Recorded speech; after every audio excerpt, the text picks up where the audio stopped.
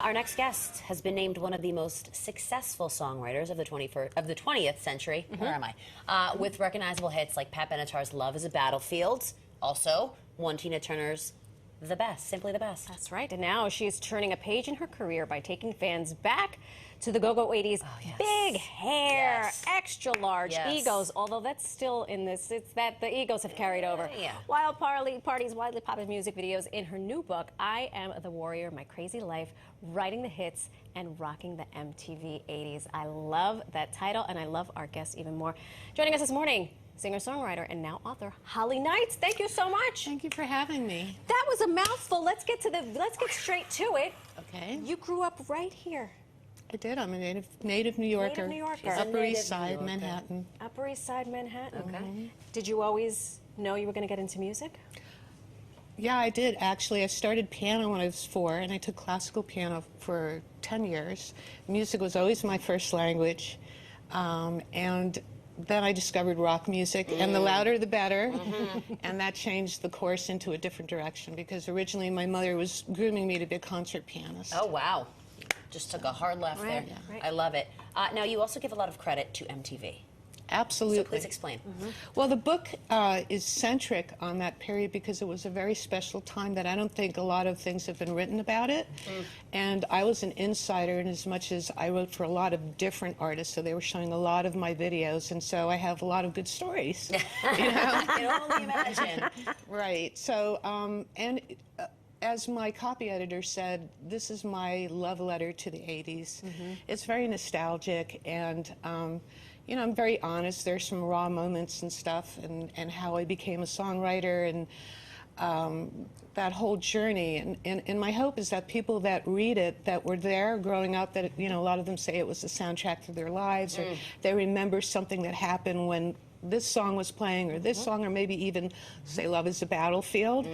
And for people that weren't even born yet, my hope is that they wish they had lived through that time, and maybe during the time that they're in these pages, they can kind of, sort of by osmosis, see what it was like.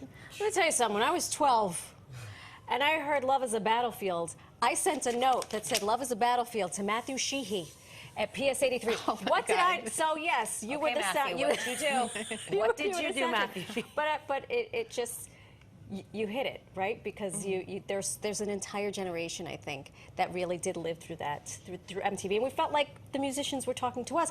Little did we know, she was talking to us. She was speaking. Yeah.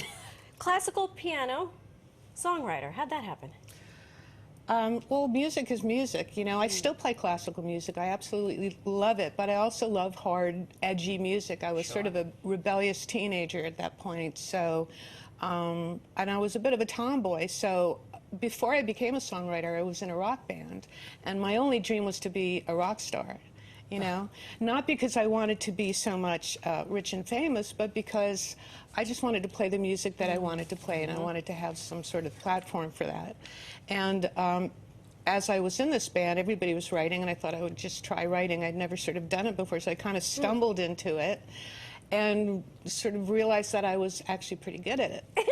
And I liked it so much, then I left the band and decided that's what I was going to do for a living, and I moved from New York to LA, and it's all in the book. So the New York portion is sort of like, I title it Film Noir, and then when I moved to LA, it was like this big explosion of color, and it's called Fuji Color, and that was when MTV started, and MTV and I were connected on so many levels. I mean, in the back of the book, there's all kinds of blurbs. This is the book. Love it. Oh, you're showing it anyway, Yes. so never know.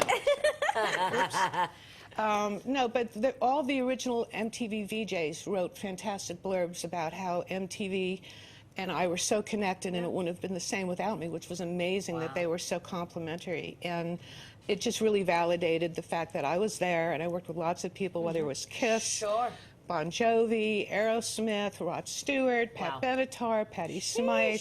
One Tina Turner. Tina as well. Turner, Come yeah, on. she was the muse. I mean, she recorded 9 of my songs over the years, and she wrote the foreword to the book. Oh, Yeah. Oh my goodness! And Look at this. Look at this picture. there you are. The hair. I love it. Oh my gosh! How do you go from realizing, okay, I have this talent, I can write songs, not everybody gets to write songs for established performing artists. What was the pressure like? How did you break into that? Well, the first song that I ever got cut was by an artist named John Waite, and it was a song called Change. And then Tina heard Better Be Good to Me, and that became the second single on her Private Dancer record. And she heard it because it had been cut by my band. So that was kind of how it started. And then I started writing for people because I happened to be in the right place at the right time. A little bit of luck goes a long way. Right. And folks here in New York are very lucky because you are going to be here on Monday. Tell us about what's happening. You got a big show. Yes, I've got a show at the Cutting Room on the 19th. Yes, the Cutting Room. It's a great place, right? Yes. And it's going to be a combination of me. I'm going to read excerpts from my book, and also there's going to be a guest, Lena Hall, who won the Tony for Hedwig and the Angry Inch. Sure, yes. She's someone I work a lot with. She's amazing rock singer too.